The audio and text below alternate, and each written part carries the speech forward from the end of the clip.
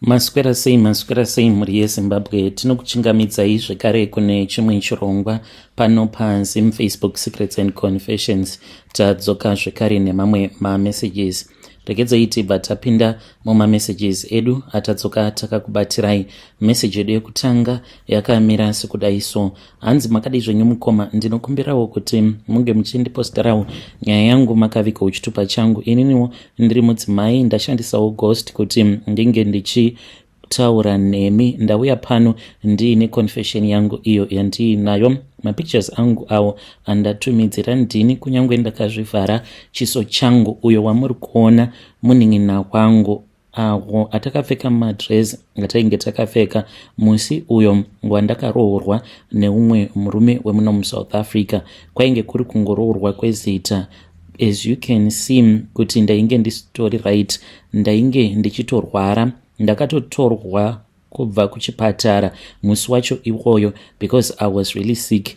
Zvaakaita akati ndabvuma tanyorerana pasi, ndopa akabva achizoti ndinge ndichizoitwa discharge from the hospital, government hospital, ndikazoendeswa kwaprivate vainge vachiitira kuti vange vachizokwanisa kundiburitsa muchipatara vobva vachizondidzosera, nekuti kumaprivate unokwanisa kungoita zvaunenge uchida. Saka ndainge ndava nenguva yakareba ndichirwara. Dambudziko rainge riri pandiri, ndaiti kana ndikafa, nekuti zvinonzi ndakafa 3 times, ndaiti kana ndafa zviya ndaibva ndachizoenda kune imwe nyika uko kwandaiona kuine chimwe chiedza. Kuseri kwechiedza chainge chakaita kunge zuva, like kuseri kwezuva zviya, ndaiti kana ndakatarisa ndainzwa kuti kunenge kuine munhu anenge ariko. Munhu uyu aidanidzira obva ati kwandiri, dzokera panyika nekuti nguva yako haisati yakwana.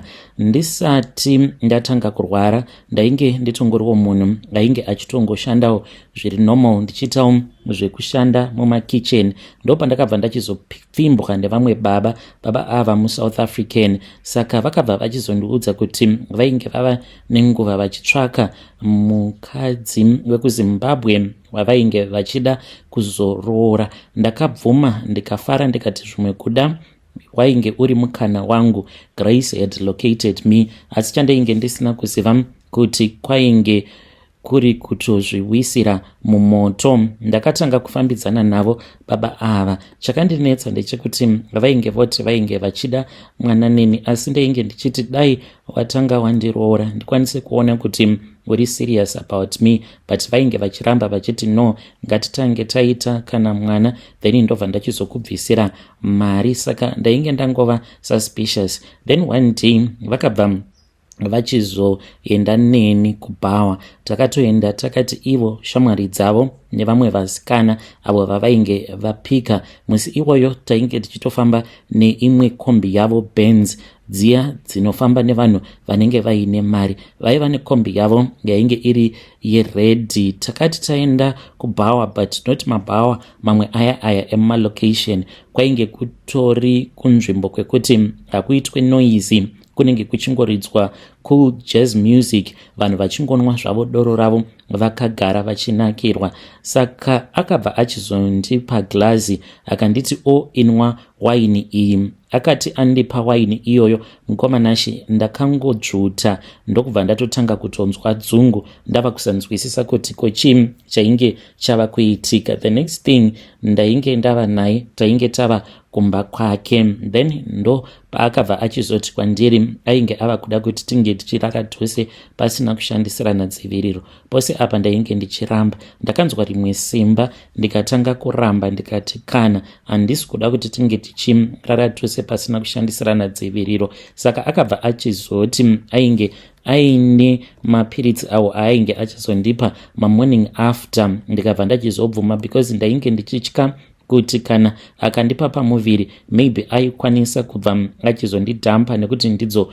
hope idzo dzandaigara ndichingorota kuti soon after andipa pamuviri obva andidhampa, because ainge aine mababy mama awo ainge akawanda. Ndakatanga ndichaziva baby mama 1 kudzamara ndichizonzwa kuti ainge aine vakawanda vainge vachisvika 10. Ndikati kuti ndige ndichizoita wechi 11 handidi zvangu. Saka ndainge ndisingadi unless kana tainge tazosainirana pasi tava nemuchato, I would know kuti zvinenge zviri nani. Saka ipapo nekuda kwekuti ndainge ndakadhakwa ndopaakabva achizorara neni. Mangwana acho makuseni ndakamuka and I found out kuti ndo zvainge zvavapo. Akabva achizoti ndaifanira kuti ndinge ndichizonwa morning after pills. Ndakati ndanwa morning aya ndo pandakatanga kurwara zvainge zviri very serious. Ndichitobva pamba pake that very same day ndakatanga kurutsa. Ndainge ndava kuita symptoms kuita kunge munhu ainge aine pamuviri. Saka takazoti tasvika kulocation kwandaike ndichigara, akatoti kwandiri, iwewe watova nepamuviri, unozviziva here? Ndokubva aseka zvake. Ndikati hakuna zvinhu zvakadaro kuti ndinganzi ndava nepamuviri, never, how is it possible? Akati uchaona zvako. Mwedzi wakati wapera, zvechokwadi ndakaona kuti there was something that was wrong with me. Ndokubva ndamuudza, ndikamuudza kuti ndainge ndichida kuti ndinge ndichibvisa nhumbu iyoyo. Akaramba akati kana uchida kuona kuti tinonetsana, bvisa nhumbu iyoyo. Mukomana wacho ndainge ndisingadi kuti ndinge ndichiita baby mama because zvatainge takawirirana ainge achitadza kuti ange achizviita. Tainge takawirirana kuti taifanira kuti tinge tichizoenda tose kuZimbabwe, then obva achizonoonawo vabereki vangu, but ainge asingadi manje kuti ndinge ndichienda naye kuZimu. Akabva achizondipa mari. Handina kunge ndakaziva kuti mari iyo yaakandipa yainge itori mari yaifanira kuti inge ichizoshanda pakuvigwa kwangu. Akati andifonera akabva ati kwandiri, ndoda kuti unge uchiuya kunoku kumba kwangu. Ndakabva ndachizoenda kumba kwake, then ndasvikako ndopandakabva ndachizonzwa ava kuti mumotikari iri mugaraji mainge muine imwe Mercedes Benz C series aya yainge irimo, yainge iri yeblack. Motikari iyoyo yainge isina kana number plate, ainge asingamboishandisi kana kuita sei. Akabva ati kwandiri, kana ukanoivhura uchaona kuti mubhuti remotikari mune bhegi ririmo, nderako. This was after abva zvekare mukutengera hanzvadzi yangu motikari iyo yaainge ava kushandisa nekuti ainge achiitawo zvemauber. Saka akabva achizomutengera imwe motikari yaainge achishandisa, asi hanzvadzi yangu zvekare akamboitawo suspicious. Akati kosei vanditengera motikari yeblack nekuti ndanga ndichida yewhite, and vakatoenda vose kuma-used car dealership. Painge patori nemamwe macolors, but iye akasarudzirwa motikari yeblack. Saka ndakati ndaenda mugaraji, pandakangonovhura boot ndopandakabva ndachizoona kuti mainge muine bag rainge ririmo muboot. Bag iri rainge rakavhurika. Ndakatarisa ndikaona kuti mainge muine mari yainge irimo. Mari iyi yainge irimo painge pasina kana marands, mainge muine maEuro nema-US dollars. Ndokubva azotevera mugaraji akabva anditi imari yako. Mari yacho mukomanashi ndikangoti ainge ari mabriki 3, but ichiratidza kuti yainge yakawanda. Ndikati yose mari iyi uri kuda kuti ndinge ndichiita sei nayo? Akanditi just go and enjoy. Mukomanashi takabva tachizobuda tose ndokubva tachizoenda kumall. Akanditi ndoda kuti unge uchitenga hembe, but chaitika ndechekuti ndaiti kana ndikasarudza hembe dzandinenge ndichida, aibva anditi tora kala iyi, kana musitorina kala iyoyo aitoti handei kune imwe shop. Akabva achizondimanikidza kuti ndinge ndichizotenga rimwe dress reblack. Akanditi dress iri rakakufita. Akanditengera zvekare negogo uye zvekare nejaketi, mamwe maleather jacket aya anenge akareba black. Zvekare akanditengera nehandbag yeblack. Tava kubuda akati you look so nice, ndoda kukutengera nemashades eblack. Tichibva ipapo takabva tachizoenda kucar dealership.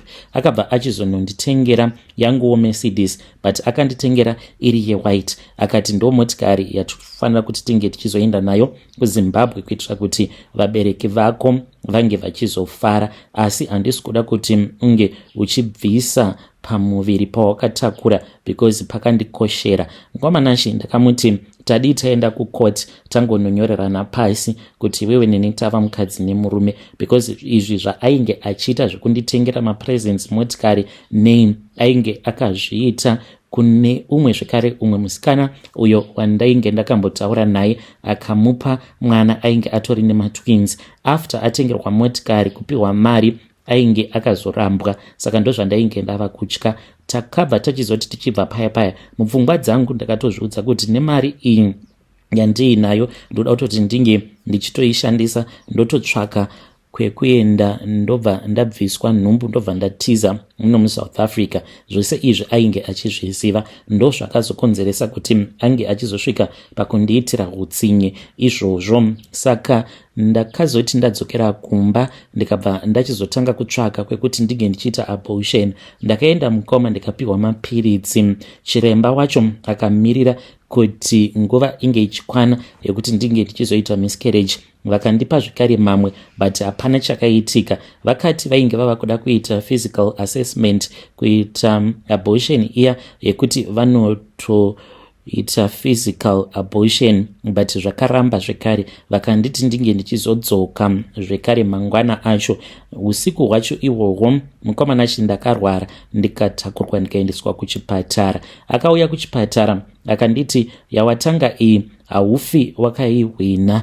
Akazondiudza kuti kana ndichida kupona ndaitofanira kutoti ndinge ndichizochata naye, asi kuchata kwandainge ndichazoita naye hanzi ndikuda kukurakidza matrue colors angu. Akabva andiudza kuti ainge aine nyoka yake yaainge ainayo, akati iwewe ndainge ndakakusarudza pakati pevakadzi vose avo vandakadanana navo, but wakazviita sekunge wakanyanyisa kungwara. Manje ndikuda kukukaurisa, ndoda kuti unge uchizochata nenyoka yangu. Ndakati zvimwe kuda maybe ainge achinyepa. Ndakawedzera kurwara, ndainge ndorwara zvisingaite. Usiku mwana wenyoka uyo ainge ari muchibereko mangu. Mwana uyu aibuda mukoma obva atanga kundinanzva padumbu rangu, uye zvekare mazamu angu aichierera mukaka. Saka yaiuya nyoka iyoyo yobva yatanga kundinanzva minyatso yemazamu angu. Ende ndaizoti kana ndamuka,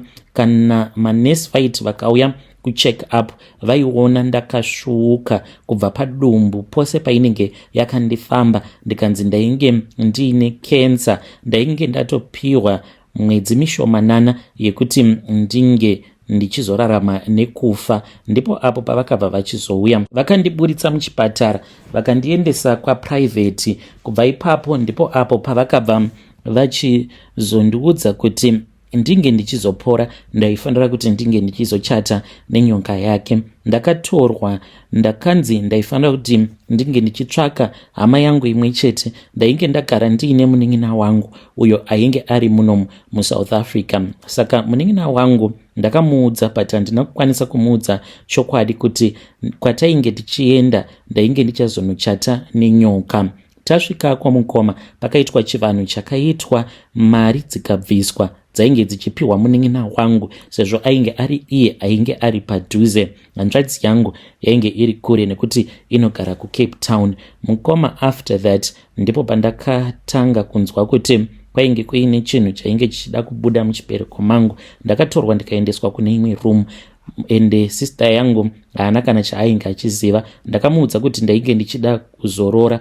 Ndasvikako ndikapinda mulabor ndikabetserwa mwana, asi yainge iri nyoka mhenyu inorarama. Nyoka iyoyo vakaitora, vakati vaitora nyoka ndo apo pavakabva vachizoiisa mune rimwe rainge rakaita sehari. Yainge isiri hari as such, pane riya iro rekuti vanenge vakaisa mbira mukati maro, in brackets deze.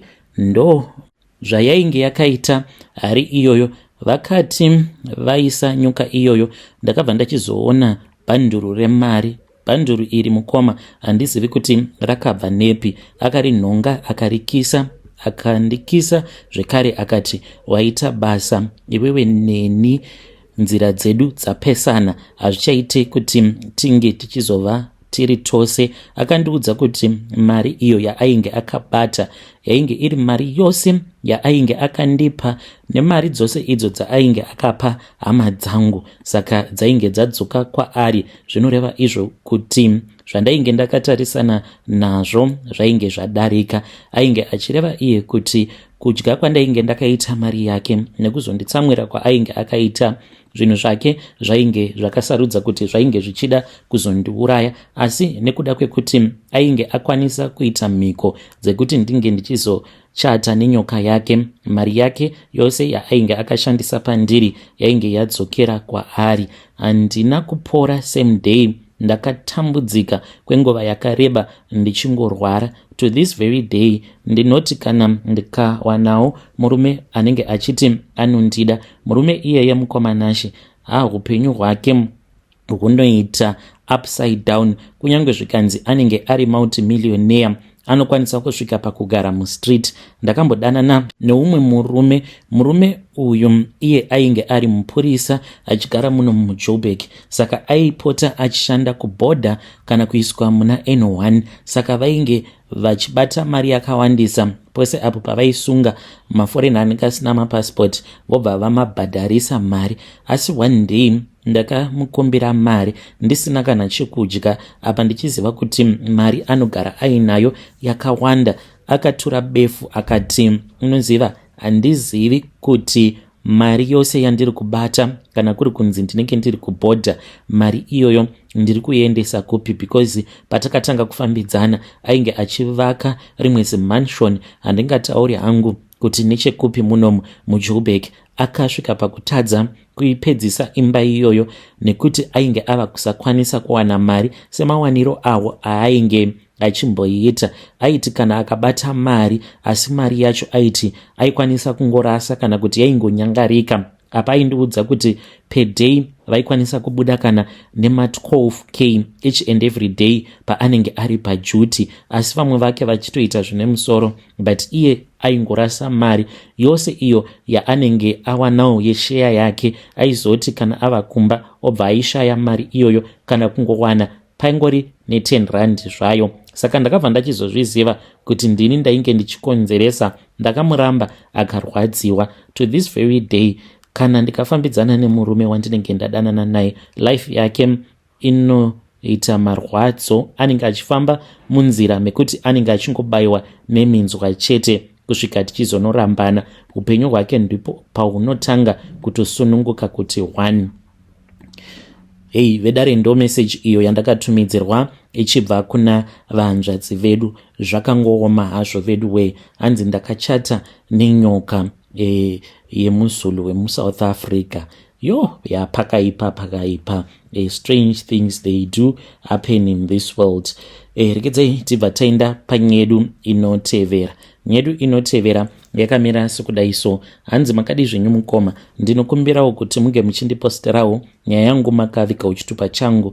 Isuwo tatambudzika nemwana wedu uyu ane 2 years. Mwana uyu anoti kana akatanga kutaura anotaura nemavoice evanhu vakawanda at the same time. Takasvika pakumaverenga nemudzimai wangu mavoices awa anotaura nawo panguva imwe chete. Unotonzwa kuti anenge akasiyana, vanenge vari vanhu 11. Vari 11 kudaro panenge paine vakadzi nevarume nevana. Zvinenge zvichityisa. Anenge achitaura nechishona. Munonzwa kuti mwana ari kutaura shona, but zvaanenge achitaura zvacho zvinenge zvisingatonzwiki, zvachose zvisinganzwisisiki. Handizivi kuti tingabatsirikana sei. Mudzimai wangu wo ari kuti kwavo kune zveko. Iye mukadzi wangu ari kuti akambosangana nesituation yakadaro. Hanzi sisi vake vainge vainewo mwana. Hanzi aiti kana akangosimuka aingotanga kumhanya. Aiti kana akatanga kumhanya hanzi aisabatika. Anenge achiita sekunge ane mapapiro achibhururuka. Kwaanenge achienda hakuna anenge achiziva kuti ari kuendepi. Saka ndizvo izvo zviri kuitikawo pamwana wedu. Handizivi mukomanashi kuti tingabatsirikanawo sei. Kana mukapostawo nyaya yangu muzondizivisawo, ndichange ndichizoteverera ndiri mucomment section. Asi secret yangu mukoma iri pakuti ndafunga kutiza mudzimai wangu, chikonzero ndiri kuona sekunge iye ndiye ari kukonzeresa kuti mwana uyu ange achirwara. Dzimwe pfungwa dzava kuti zvimwe kuda mudzimai akandihurira akaita mwana, pamwe mwana uyu iye ari kutotsvakwawo nevedzinza rake. Ndozvandakaudzwawo nebest friend yangu, ari kuti kwandiri, siya mudzimai wako kuti zvinhu zvako zvinge zvichitanga kukufambira. Mwana anoita sekunge anogarwa nemadhimoni ekwaRegiyoni chaiwo. I really need your advice. Advice yandiri kupiwa nefriend yangu ikwayo here kana kuti ari kutodawo kutondiparadza? Hey, vedari ndo message iyo yandakatumidzirwa ichibva kuna mukoma vedu. Zvakangooma hazvo vedu we advice yamuri kupiwa iyoka nabhururu wenyu handione sekunge advice kwayo ini because why vazongoti pamwe mwana wacho haasi wenyu? Vanozviziva sei kuti mwana haasi wenyu? Pamwe vava kutoda kutotaimirawo mudzimai wenyu, ndipo paya pekuti imimiwo muchingorongedza mabhegi muchiti mava kuenda, ivo vachitosarawo nerweseri vototora amai guru. Asi let us try to speak with our dear brother mucomment section. Vangabatsirikana sei mukoma vedu ava? Ngatisanganei zvekare mune zvimwe zvirongwa zvinotevera.